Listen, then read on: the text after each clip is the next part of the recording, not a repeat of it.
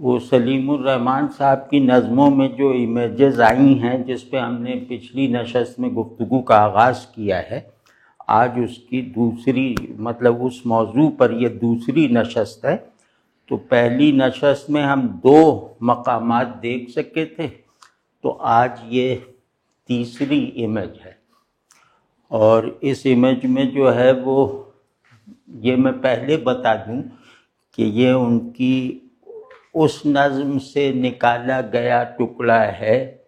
جس کا عنوان تو کوئی نہیں ہے مگر تاریخ پڑی ہوئی ہے، وہ ہے 1960، یعنی نوجوانی ہی کی نظم ہوگی ان کی۔ تو اب آپ غور کر لیجئے کہ 1960 میں ایک نوجوان آدمی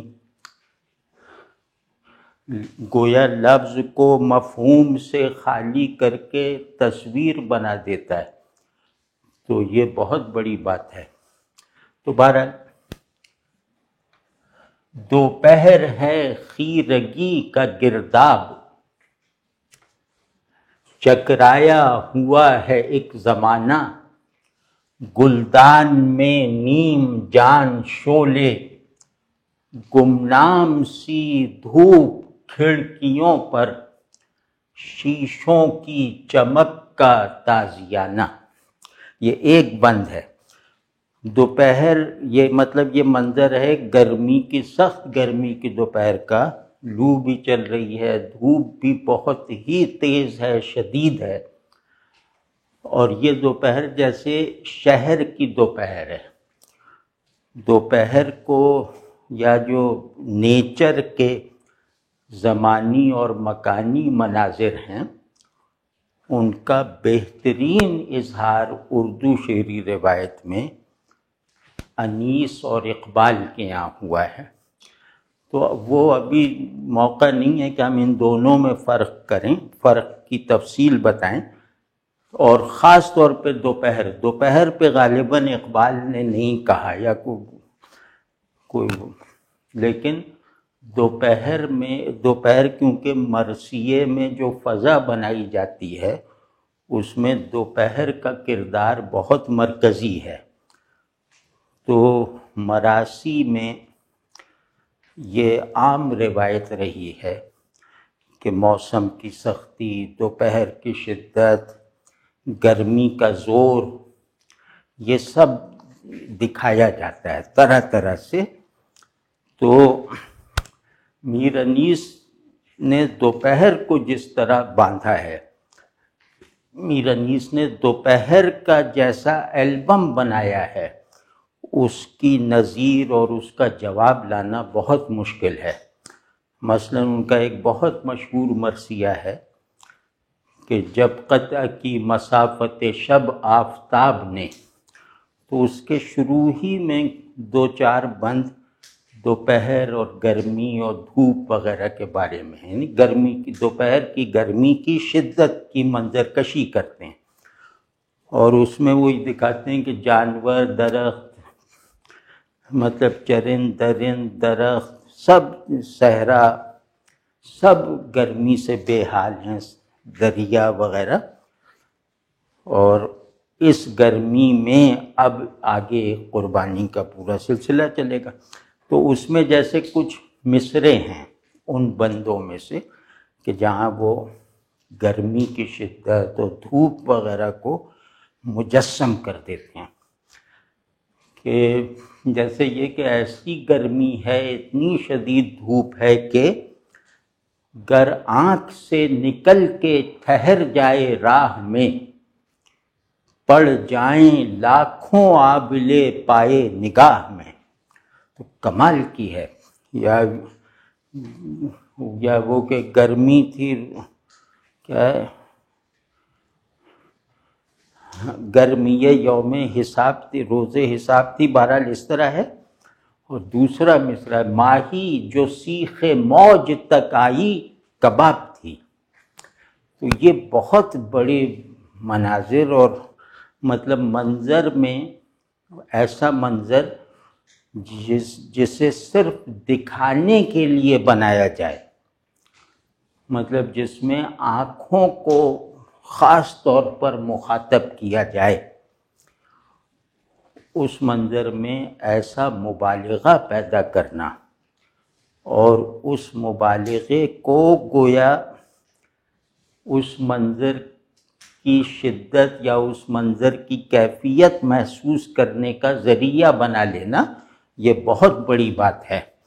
تو یہ انیس کے یہاں عام طور پہ، ان کے یہاں صبح، دوپہر، رات، شام، یہ غرض یہ سب اوقات، سب موسموں کے بہت وہ مناظر ہیں۔ تو اب میں آپ اس پس منظر میں دیکھیے کہ وہ صحرا کی دوپہر تھی جسے انیس نے پینٹ کیا، یہ شہر کی دوپہر ہے، اور اس کی پہلی ہی لائن ایسی ہے کہ جس کے بارے میں ہم کہہ سکتے ہیں کہ انیس بھی ہوتے تو دوپہر کے بارے میں ایسا مصرع کہہ دینے پر فخر کرتے۔ تو انیس کے یہاں چونکہ وہ ایک طرح کی ایکسٹرنلائزیشن بہت ہے، ان کا اسلوب بھی ایسا، ان کا تخیل بھی ایسا ہے، یہ جو ہے یہ اس سے بالکل مخالف سمت میں ہیں۔ ان کے یہاں چیزوں کی انٹرنلائزیشن ہے، لیکن وہ انٹرنلائزیشن کس میں ہو رہی ہے، وہ کردار غائب ہے، ٹھیک ہے نا۔ تو اب اس پہلو سے دیکھیں کہ خیرگی ایک عام لفظ ہے، بہت استعمال ہوتا ہے نظم و نثر میں، یا ہوتا رہا ہے۔ خیرگی کہتے ہیں آنکھیں چندھیا دینے والی چمک، یا یوں کہہ لیں کہ چندھیاہٹ۔ تو دھوپ میں اتنی چمک تھی کہ آنکھیں خیرہ ہو گئیں، تو یہ گویا خیرگی کا گرداب ہے۔ دوپہر جو ہے جس کی دھوپ سے آنکھیں خیرہ ہو رہی ہیں، اس دوپہر کو خیرگی کا گرداب کہنا، یہ مطلب ناممکن سی بات ہے۔ میں ابھی اس کو کھولنے کی کوشش کرتا ہوں۔ خیرگی ایک ایسا لفظ ہے جس کے معنی میں سبجیکٹ اور آبجیکٹ دونوں شریک ہیں، مطلب اس کے معنی سبجیکٹ اور آبجیکٹ دونوں سے مل کر مکمل ہوتے ہیں، ٹھیک ہے۔ بعض الفاظ ایسے ہوتے ہیں نا کہ جو شے سے بھی ان کا ایک مطلب شے سے منسوب ہوتا ہے، دوسرا مفہوم جو ہے وہ شے کو دیکھنے والے میں پایا جاتا ہے، تو خیرگی ان الفاظ میں سے ہے۔ تو ان آنکھوں کی سکت سے زیادہ چمک یہ دوپہر میں ہے، اور اس چمک کو جو ہے وہ اس چمک کے ذریعے سے آنکھوں کو ان کی ناکامی اور نارسائی کا ایکسپیرینس کروا دینا۔ تو خیرگی آنکھوں کی جہت سے ہے چندھیاہٹ، چندھیا جانا یعنی بند ہو جانا، اور دوپہر کی نسبت سے ہے چمک۔ یہ دونوں ٹکڑے جو ہیں اس لفظ کے لازمی معنی ہیں، مطلب اس کے معنی مکمل نہیں ہوں گے۔ تو اب آپ دیکھیے کہ ایک ایسی سچویشن ہے، ایک تو وقت ہے دوپہر کا، دوپہر کے وقت کو اس کی واقعی صورت میں لیا گیا ہے، اسے نہیں بدلا گیا، یعنی دوپہر وہ جس میں دھوپ ہوتی ہے، جس میں گرمی ہوتی ہے۔ تو یہاں یہ دوپہر جیسے ریئل دوپہر ہے، باہر واقع ایک وقت ہے۔ اب اس وقت میں آدمی ہے، یا اس وقت میں ایک تو اس کا مطلب ایک تو اس کا جیسے فوری اظہار ہے، اور ایک اس فوری اظہار کے پیچھے چھپے ہوئے اظہارات کی ایک رو چل رہی ہے، یعنی کہ یہ دوپہر یہ ایک ایسا بھنور ہے جس میں سورج اور آدمی اور دنیا سب چکر کھا رہے ہیں، یعنی کہ اس میں ایسی چمک ہے کہ جو چمک نظر آنے کی بجائے وہ جیسے ایک گرداب میں، ایک بھنور میں پھینک دیتی ہے۔ اور واضح ہے نا، دوپہر ہے، خیرگی کا گرداب، اس کی تصویر بنائیں تو بہت خوبصورت بنے گی، مطلب خیرگی کا بھنور۔ تو بھنور، یہ بھنور ایسا ہے کہ جو میرے اندر بھی چل رہا ہے، گھوم رہا ہے، اور میرے باہر بھی گھوم رہا ہے۔ تو جس نے سب کچھ اپنی لپیٹ میں لے رکھا ہے اپنے سمیت، آپ سمجھ، یہ گرداب پیدا کرنے والی نہیں ہے، یہ خود گرداب ہے، اور اس گرداب میں گردش کرنے والی بے شمار چیزوں میں سے ایک چیز ہے، ٹھیک ہے۔ اور دوسرا یہ کہ خیرگی کا ایک اور مطلب ہوتا ہے، ایک ہوتا ہے آنکھیں خیرہ ہو گئیں، اس کا مطلب یہ کہ آنکھیں دیکھنے میں ناکام رہیں، چندیا گئیں۔ دوسرا مطلب اس کا ہوتا ہے کہ حیران رہ گئیں۔ تو خیرگی کا مرادی مطلب جو ہے وہ حیرانی بھی ہوتا ہے، کہ آدمی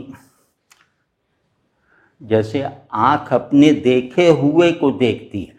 آنکھ میں دید کا عمل دوہرا ہوتا ہے، کہ چیز کو دیکھا اور پھر جتنا دیکھا اسے دوبارہ دیکھا۔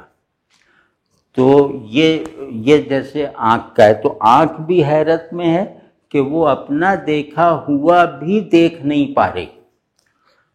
اور ذہن بھی حیرت میں ہے، دل بھی حیرت میں ہے، اور یوں لگ رہا ہے کہ یہ دوپہر کو علامت بنا کر، دوپہر کو میڈیم بنا کر، گویا پوری کائنات وجود، پورے زمان و مکان کا ایک مکمل اسکیچ بنا دیا گیا ہے ان سے باہر نکل کر۔ آپ ان کی امیجز میں یہ ضرور دیکھیں گے، ان کی تصویروں میں، کہ اکثر جگہ لگتا ہے کہ مصور باہر ہے، مصور نامعلوم ہے اور باہر ہے، یعنی بلندی سے دیکھ رہا ہے وہ۔ تو آپ سمجھیں، اب یہ کیا ہوا کہ یہ جیسے پورے جو زمان و مکان ہے، یہ اس کا مکانی پن گرداب کی طرح ہے، اور اس کی زمانیت اسی گرداب کی حرکت ہے۔ تو یہ سارا زمان و مکان جو ہے یہ ایک گرداب ہے، اور اس گرداب میں خود زمانہ اور مکان اور سب کچھ اس میں جو ہے وہ گردش میں ہے، سب کچھ اس کی لپیٹ میں ہے۔ اور یہ گرداب جو ہے، آپ سمجھے، اس سطح پر، معنی کی اس سطح پر، یہ حیرانی، بے بسی اور نارسائی، ذہن کی بھی نارسائی اور جیسے وجود کا بھی خالی پن، دونوں، یہ جو نارسائی اور بے بسی ہے اور حیرت ہے، یہ گویا اس کائنات کے وجود کا سارا نظام چلانے والی قوت ہے، کہ یہاں ہونے کا مطلب ہے نہ ہونے کے تجربے سے گزرتے رہنا۔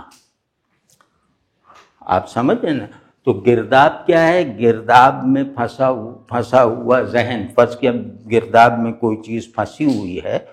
اور اسے اس سچویشن کو محسوس کرنے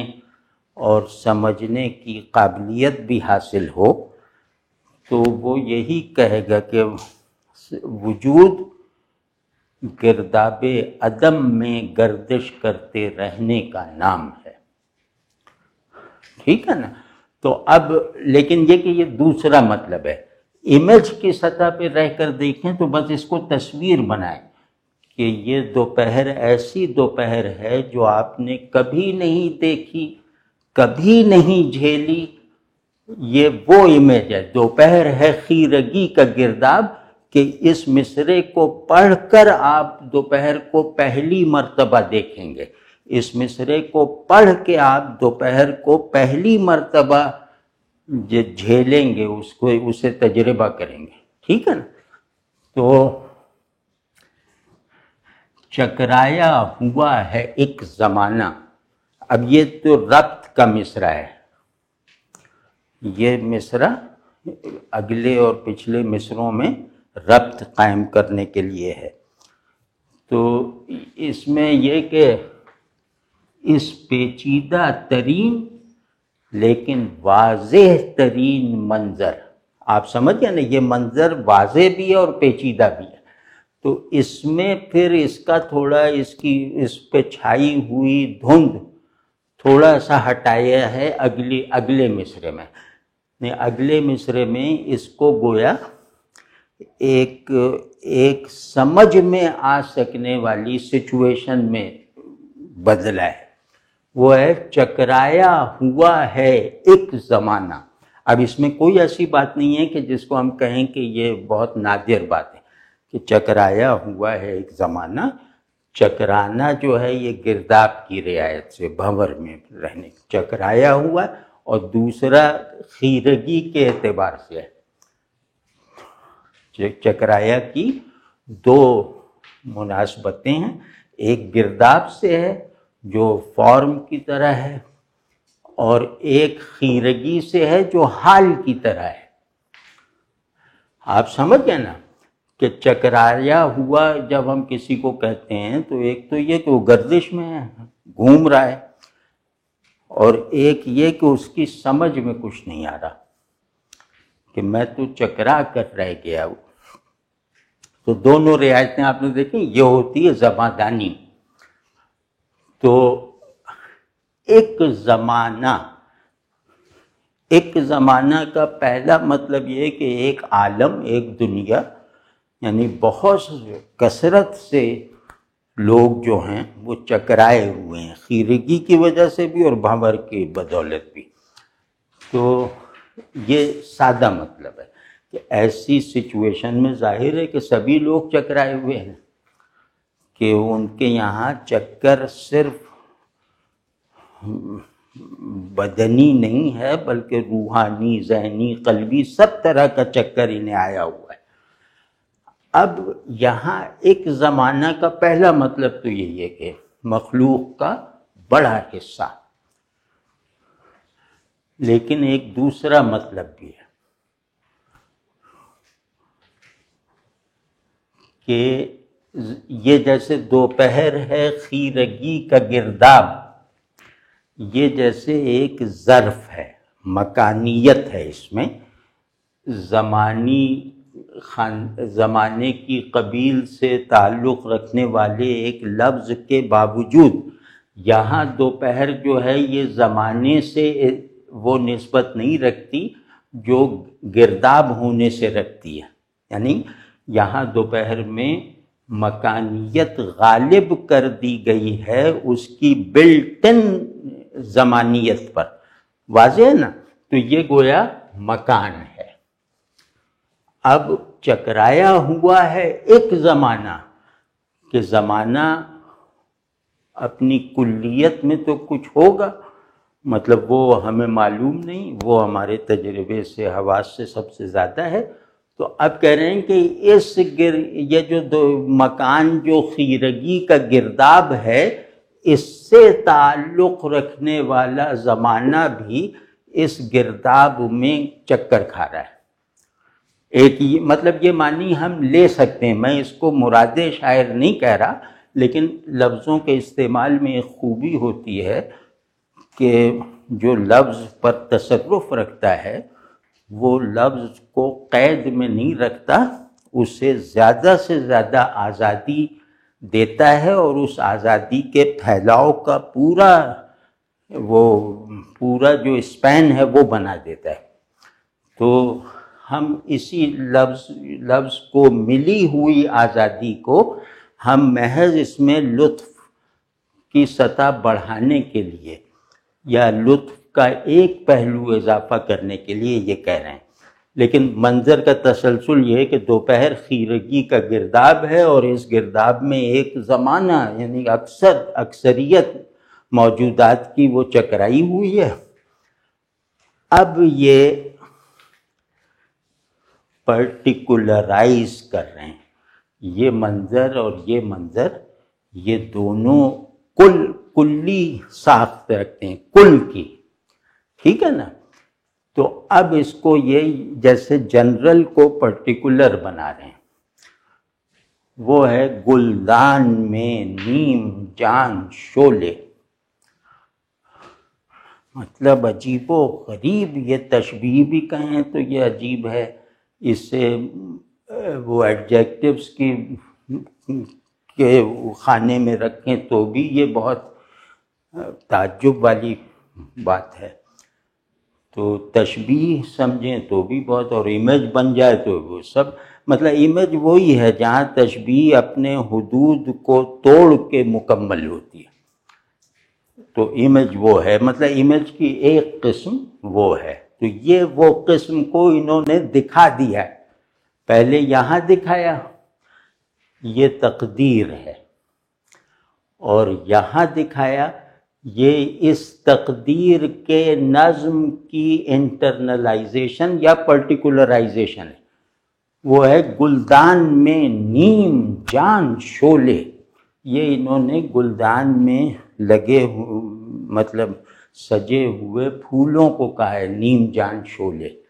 اب آپ غور کیجئے کہ پھول کو نیم یعنی گل سرخ کو نیم جان شعلہ کہنا، یہ رسمی مبالغہ نہیں ہے، مطلب اصطلاح میں یہ مبالغہ ہی ہے کہ آپ، اور مطلب آپ نے ایک چیز کو اس کے ایک چیز میں انہونا پن مسلط کر دیا تو یہ مبالغہ ہے۔ تو لیکن یہ کہ یہ جو مبالغہ ہے یہ شعلے اور پھول کے درمیان چھپی ہوئی وحدت کو ان کے دکھائی دینے والے فرق پر حاوی کر دیتا ہے۔ آپ سمجھیں نا؟ تو جن کے درمیان تعلق کی کوئی بھی قسم واضح نہیں تھی ہم پر،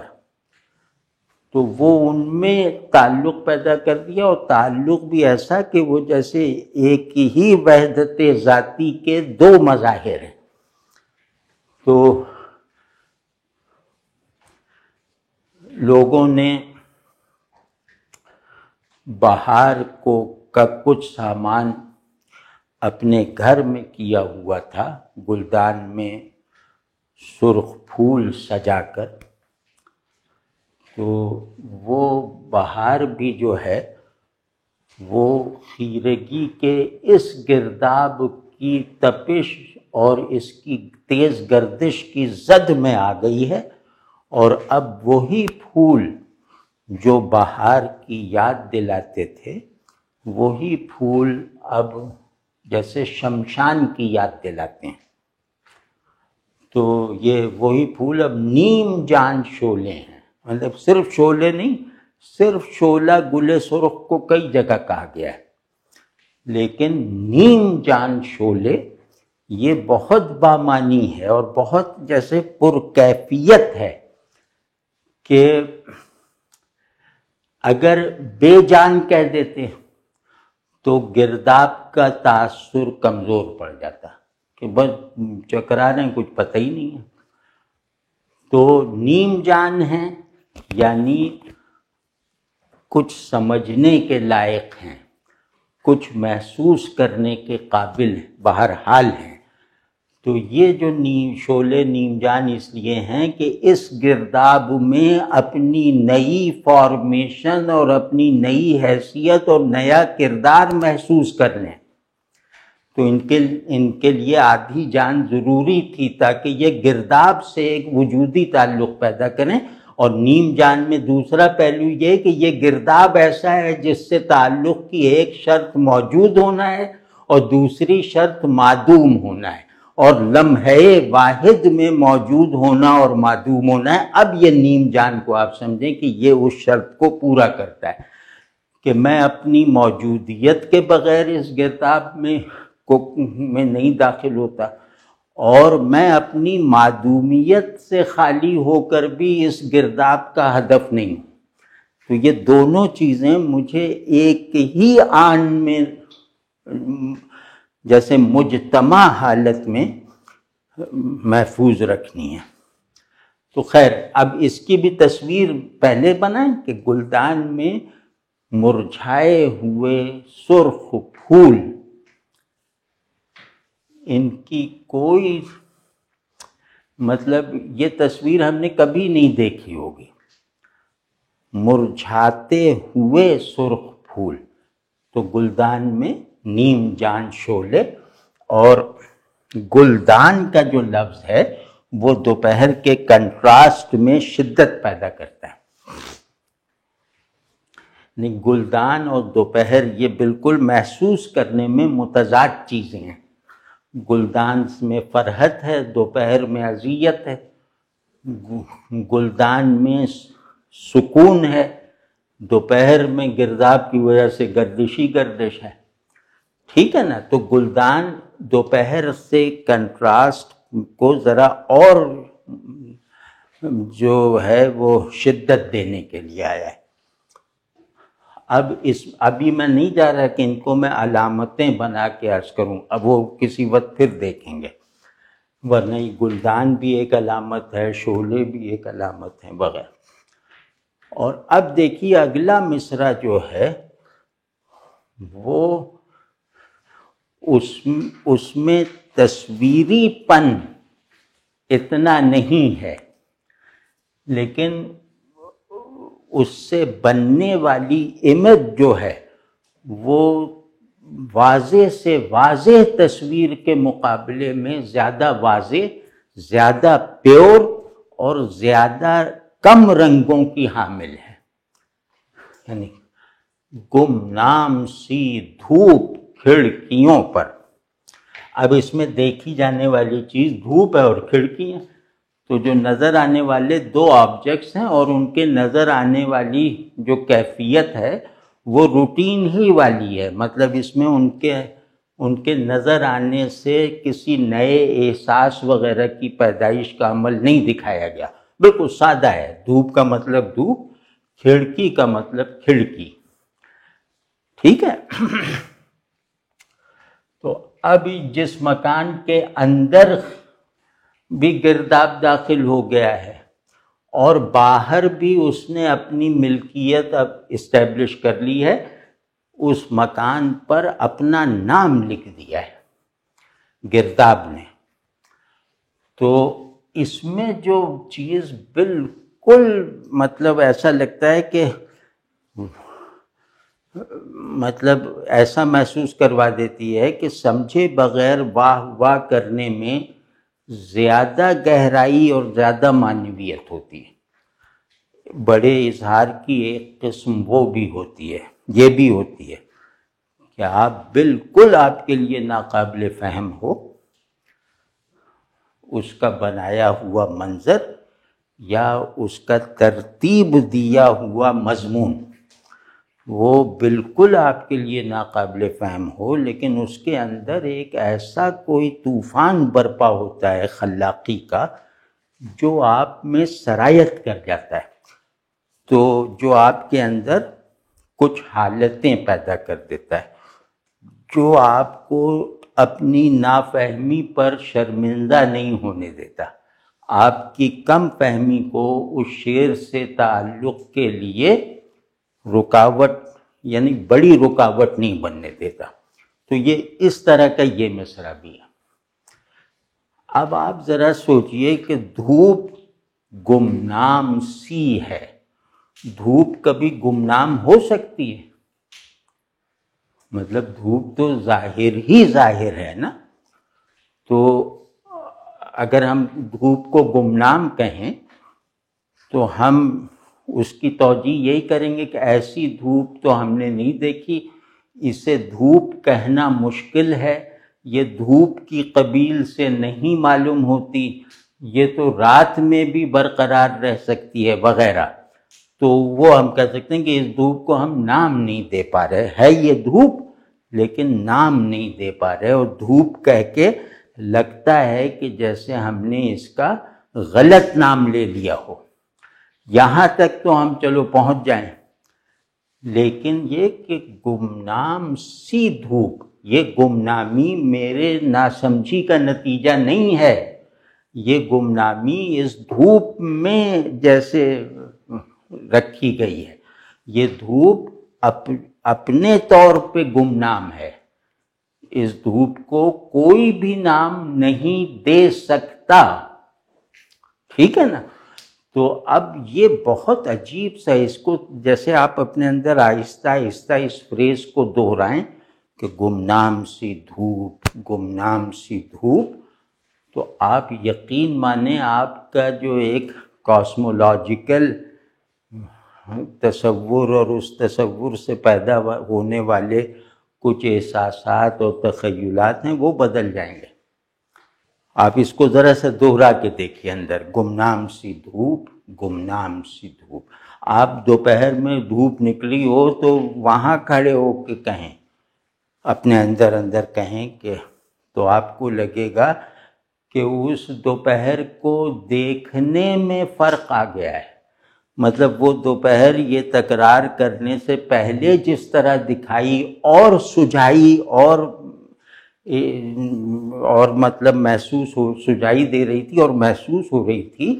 وہ پورا آرڈر بدل گیا، یعنی دھوپ کے ایفیکٹس بدل گئے۔ ممکن ہے کہ وہ دھوپ گرمی کے بجائے آپ کو سردی کا احساس دلائے، مطلب آپ کر کے دیکھیے گا، ٹھیک ہے؟ اور دوسرے یہ کہ یہ دھوپ سورج کی نہیں ہے، یعنی کہ اس نظام شمسی کا جو سورج ہے جو زمین پر چمکتا ہے اور اس کے چمکنے کا نام ہے دھوپ، تو چمک تو ہے لیکن یہ کہ ہمارے پاس لفظ نہیں ہے، لہذا اس چمک کو ہم دھوپ کہہ رہے ہیں، لیکن اصل بات یہ ہے کہ یہ دھوپ سورج نکلنے سے نہیں پیدا ہوئی، یہ کہیں اور ہی کی دھوپ ہے، کسی ایسے نظام شمسی کی دھوپ ہے جو مطلب یوں سمجھیں کہ مطلب کسی اور نظام شمسی کی دھوپ ہے وہ، ٹھیک ہے؟ تو اب اس میں یہ کہ جب میں دھوپ تو میں کہنے پہ مجبور ہوں کیونکہ مجھے اس کا اصل نام آتا نہیں، تو دھوپ کہہ دیا تو اس کا بہرحال اپنے لیے ایک تعارف تیار کر لیا، تو اس لیے سی کا لفظ آیا ہے، گمنام سی، یعنی پوری طرح گمنام نہیں، یعنی گمنام کا مطلب یہ نہیں کہ اس کا نام ہی نہیں ہے یا اس کا نام رکھا ہی نہیں جا سکتا، بس صرف یہ ہے کہ دھوپ اس کا غلط نام صحیح، لیکن یہ کہ نام تو ہے، اور اس کو یہ غلط نام بھی اس کی ذہن میں ایک پہچان تو بنا دیتا ہے، اسے محسوس کرنے کا ایک ڈھب تو تیار کر دیتا ہے نا۔ تو گمنام سی دھوپ کھڑکیوں پر، اب پورا منظر یہ ہے کہ یہ کھڑکیاں جس مکان کی ہیں اس کی بیٹھک میں گلدان اور پھولوں کا یہ حال ہے، مطلب وہ اندر سے مرجھا چکا ہے وہ مکان، اور باہر کا منظر، اسی بیٹھک کے باہر کا منظر، اسی گھر کے یا پرانی حویلی کے باہر کا منظر یہ ہے کہ کھڑکیوں کے شیشے چمک تو رہے ہیں، لیکن ان کی چمک سے کچھ عجیب سا لگ رہا ہے کہ جیسے یہ معمول کی دھوپ سے نہیں چمک رہے، سمجھ گئے نا؟ کھڑکیوں کے شیشے کسی انجانی چمک، انجانی دھوپ، کسی اور سیارے سے نازل ہونے والی دھوپ سے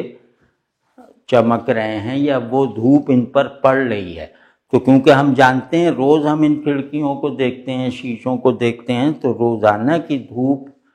جیسے ان پہ پڑھ کے مطلب جیسے ان پہ پڑتی ہے اور اس کے جو نتائج نکلتے ہیں وہ اس دھوپ کے نہیں ہیں، تو اس وجہ سے دھوپ تو ہے لیکن گمنام ہے. ٹھیک ہے. اب آخری لائن یہ مطلب جیسے چیزیں کیاس میں چیزیں بنائی جا رہی ہیں، کیاس میں چیزوں کو نئے کانٹینٹس دیے جا رہے ہیں یا ان میں نئے کانٹینٹس دیکھے جا رہے ہیں، اور اچانک اس پورے کیاس میں کی جانے والی اس پوری ترتیب کو، اس پورے منظر کو بالکل الٹ دینے اور خود کیاس کو بھی بے معنی اور بے مصرف بنانے والی لائن یہ کہہ دی کہ یہ جیسے یہ ایک وہ ہے، یہ جیسے یہ بورڈ صاف کرنے والا ڈسٹر ہے، یہ مصرع اس طرح ہے کہ اب یہ سب کو مٹائے گا. اور آپ سمجھ گئے نا کہ جہاں نہ کیاس بامانی ہے اور نہ تنظیم یا میننگ فلنس بامانی ہے، کچھ بھی بامانی نہیں، نہ عدم کی کوئی حقیقت نہ وجود کی کوئی اصل. مطلب اگر ہم آخری حد پہ جا کے کہیں تو وہ یہ مصرع ہے جو ہمیں کہہ رہا ہے کہ یہ سارا منظر جو تم دیکھ رہے ہو، اس منظر سے دوری پر رہنا تمہارا مقدر ہے. تم اس منظر کا حصہ نہیں بن سکتے. اب آپ سمجھے نا کہ یہ مصرع کہہ رہا ہے کہ منظر تم نے دکھا تو دیا گیا ہے، لیکن یہ منظر تم خود اس منظر کا حصہ بننے کے لائق نہیں ہو. تم اس گرداب وجود میں تنکے کے طور پر بھی داخل ہونے کی قابلیت نہیں رکھتے جو وجود و عدم کے اشتراک سے پیدا ہوا ہے. ٹھیک ہے. یہ تمہاری سمجھ سے، تمہاری احساسات سب سے بالا تر ہے. یہ مصرع ہم سے یہ کہہ رہا ہے کہ اب شیشوں کی چمک ہم دیکھ رہے ہیں، لیکن شیشوں کی وہ چمک ہمیں گویا بھگا رہی ہے، یعنی خیرگی کا محدود مظہر بنی ہوئی ہے. جیسے خیرہ آنکھیں روشنی سے ہو جائے نا تو ایسا لگتا ہے کہ جیسے آنکھوں میں کوئی سوئیاں چبھو رہا ہے. مطلب وہ خیرگی کا احساس جو ہے وہ تکلیف دہ ہوتا ہے.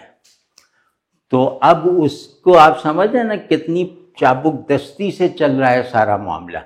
کہ وہ دوپہر جو خیرگی کا یونیورسل گرداب ہے، وہ اب پرٹیکولرائز ہو کے، جیسے میں نے پہلے عرض کیا، وہ شیشوں کی چمک بن گئی ہے. یعنی وہ دوپہر، اس کی دھوپ جس کا نام اور کیفیت ہمیں نہیں معلوم، وہ ہمارے گھر کی کھڑکیوں پر فسکیہ چمک رہی ہے، یعنی عالم انسانی پر چمک رہی ہے. تو مطلب اس پر پڑ رہی ہے کھڑکی کے شیشوں پر،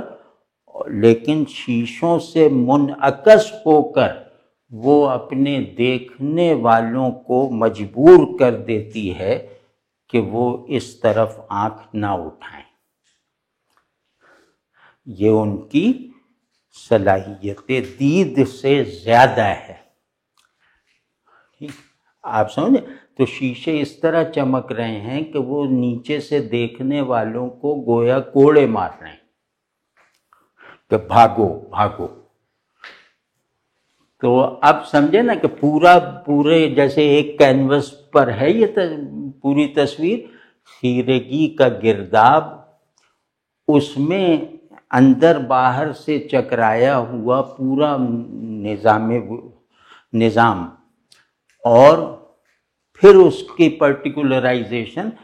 کہ اب اس میں انسان بیسک کردار کے طور پہ داخل ہو گیا. اب اس کا یہ حال بنا دیا کہ گلدان میں، اور ادھر سے پھر اس کو جو پرٹیکولر منظر ہے اس کو فوکس کیا گیا کھڑکیوں کے ذریعے سے. آپ دیکھیں یہ بار بار جتایا جا رہا ہے کہ یہ سب کچھ دیکھنے والا اس دائرے سے باہر بیٹھا ہوا ہے، تو وہ کھڑکیوں پر یہ ہو رہا ہے، اور پھر نتیجہ اس ساری صورتحال کو دیکھنے کا یہ نکلتا ہے کہ وہ ہمیں اس منظر میں داخل ہونے سے روک رہا ہے۔ امیج جو حقیقی امیج ہو نا، تو وہ یوں کہنا چاہیے کہ وہ سمبولک ایک پہلو سے ضرور ہوتی ہے، یعنی حقیقی امیج اندیکھے کو ایسا نہیں رہنے دیتی کہ وہ آنکھوں کو مایوس کرتا رہے۔ تو بس یہ امیج میکنگ کی جیسے معراج ہے۔ اچھا، دوسری جو ان کی امیج ہے وہ 2 لائنوں میں ہے، مطلب مختصر ہے اپنے بیان میں۔ وہ ہے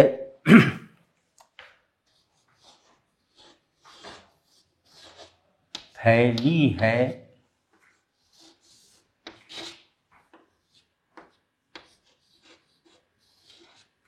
زمیں سے آسماں تک،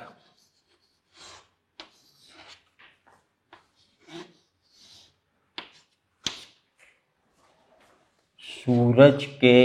لہو کی سنسناہٹ،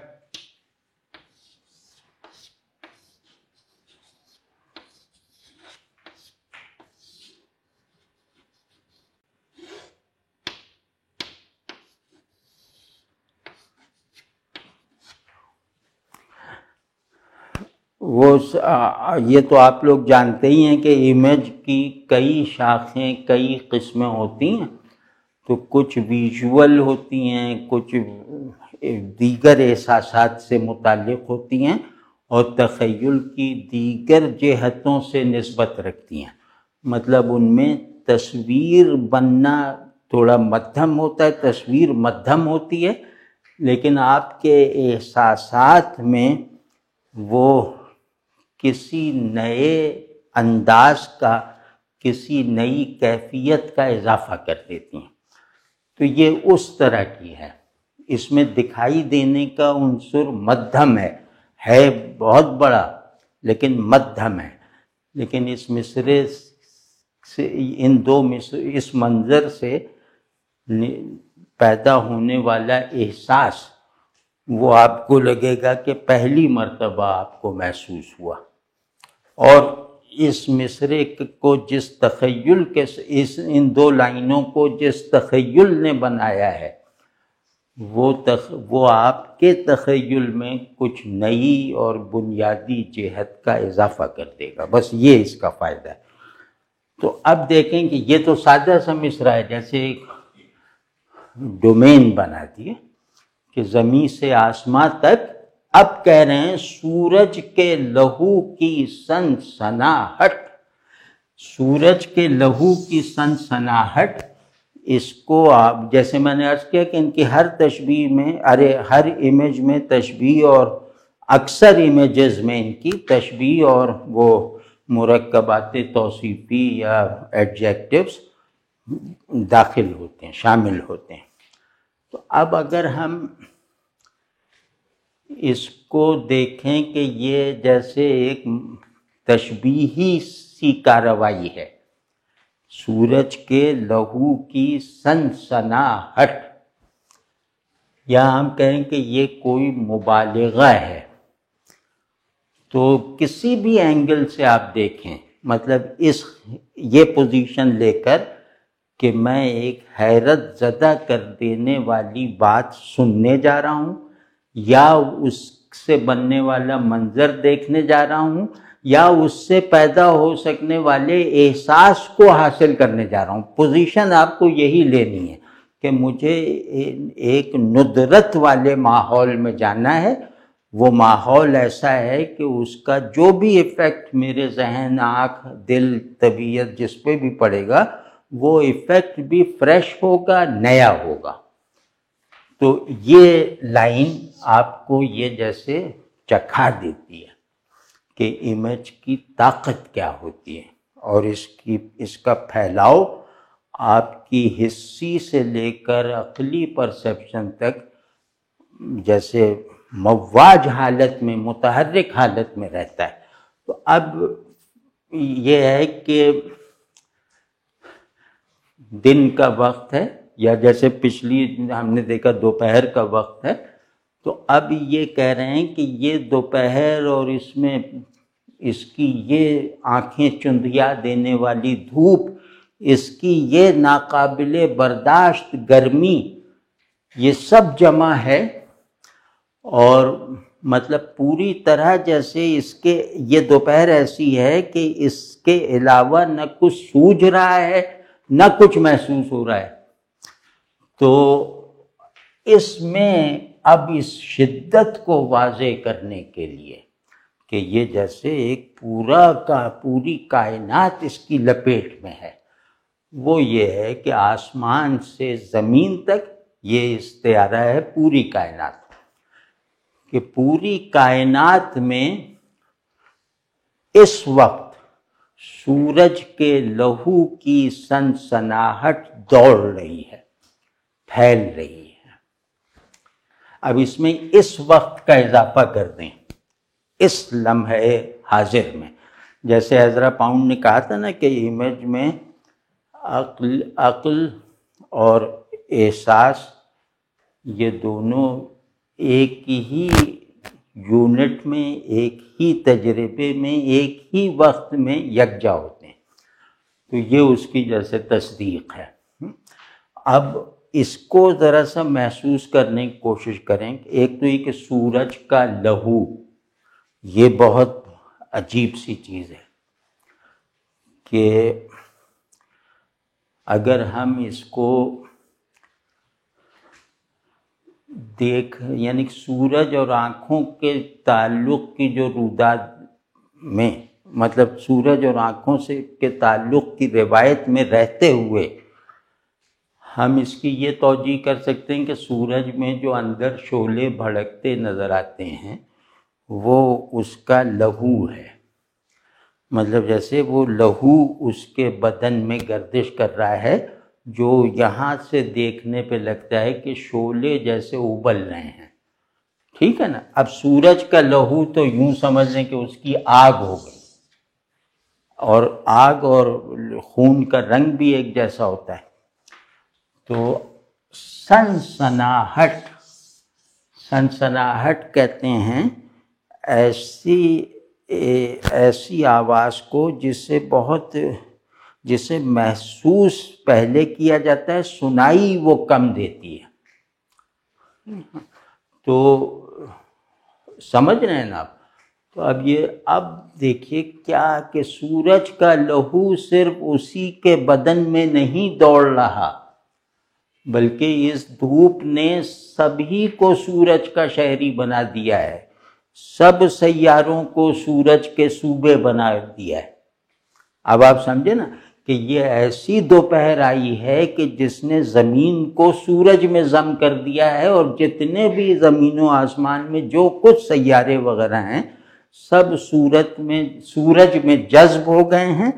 اور اب یوں یہ سب محسوس ہو رہا ہے، یہ دعویٰ نہیں کیا جا رہا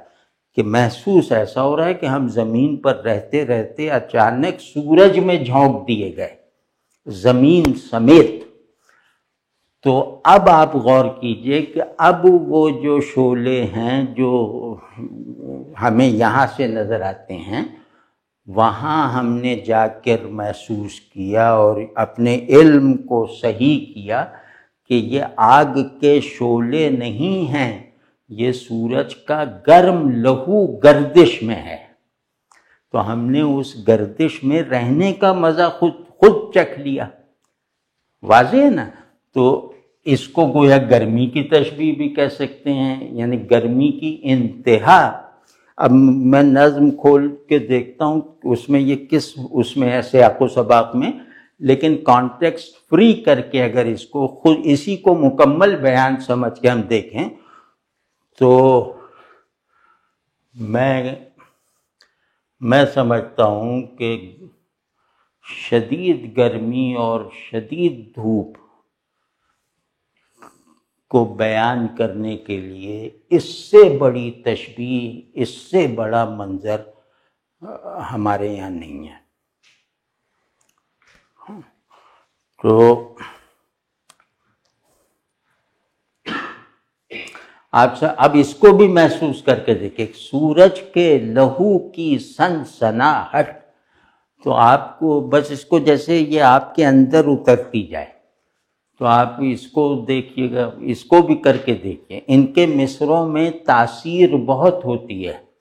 ان کی بنائی ہوئی تصویریں لگتا ہے کہ باہر ہیں، کسی کینوس پر ہیں، لیکن وہ تصویریں بہت جلدی جیسے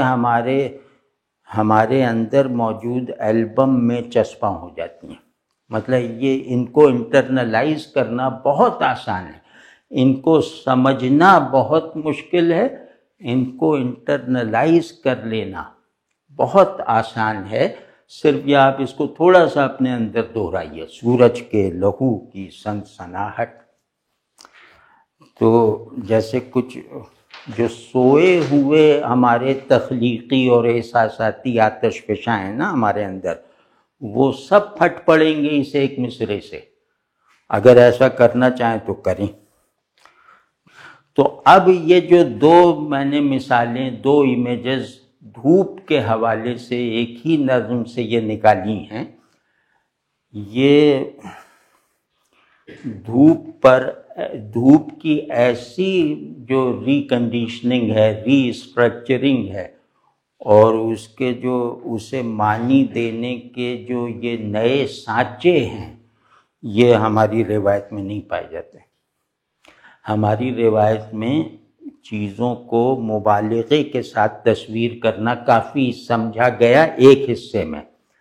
تو اس میں ان کی تصویروں میں سب چیزیں ناممکن ہیں، لیکن مبالغہ نہیں لگتی۔ اس کی کیا وجہ ہے کہ جو بھی یہ کہہ رہے ہیں یہ سب ناممکن ہے، نہیں نہ علم میں آ سکتا ہے نہ تجربے میں آ سکتا ہے۔ یہ منظر ایسا ہے کہ وہ بس دیکھ لو لیکن اسے سمجھ نہیں سکتے، اس کی وہ تعلیل نہیں کر سکتے، مطلب اس کی کازیشن نہیں کر سکتے۔ تو یہ کیا بات ہے کہ مبالغے کی بھی انتہا ہونے کے باوجود ان کے لہجے اور ان کی بنائی ہوئی تصویروں یا ان کے اظہار دیے گئے معانی میں مبالغہ نہیں محسوس ہوتا۔ یہ بات اگر ہم جان لیں تو ہم جینوین شاعری اور مشقت والی شاعری میں فرق سمجھ لیں گے۔ یعنی شاعری کاریگری ہے یا شاعری جو ہے وہ کسی ایسے تجربے یا تخیل کا اظہار ہے جس کا حصول کسی بھی پہلو سے یقیناً ناممکن ہے، لیکن وہ یقیناً ناممکن بھی مجھے مبالغہ نہیں لگتا، غلط نہیں لگتا، زور لگا کے بنایا ہوا منظر نہیں لگتا۔ اس کا سبب یہ ہے، ایک سبب بتاتا ہوں، پھر آگے اگلی نشستیں بھی اس پہ ہونی، تو اس میں یہ موضوع اگر یاد رہا تو یہ مضمون چھیڑیں گے کہ ان کی بنائی ہوئی تصویروں میں مبالغہ نہیں محسوس ہوتا۔ تو اس کا ایک سبب یہ ہے کہ یہ تمام انہونیوں کو جیسے مجسم کر دیتے ہیں، جیسے ان کا ایک بایولوجیکل آرڈر بنا دیتے ہیں، ان کو بھی غیر ناممکن کو بھی وہ موجود اور مانوس چیزوں سے تشکیل دیتے ہیں۔ تو ان کا ناممکن ممکنات کی اینٹوں سے بنا ہوا ہوتا ہے۔ یہ اب آپ دیکھ لیجئے کہ یہ کس شاعر کے بارے میں کہا جا سکتا ہے آج کل کے۔